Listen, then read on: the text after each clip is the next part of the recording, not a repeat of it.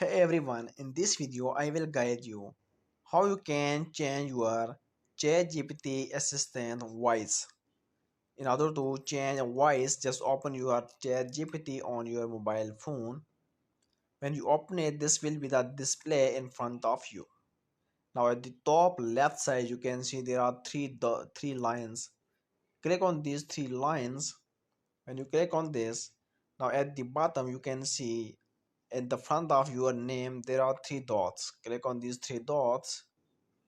When you click on this, here you can see option called voice. Click on this voice option.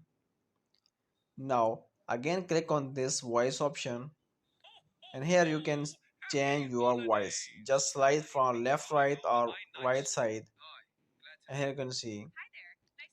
Just check out the voice and select any voice that you want to choose, and just simply click on done, and your voice will be selected. So this is the way how you can change your voice on ChatGPT.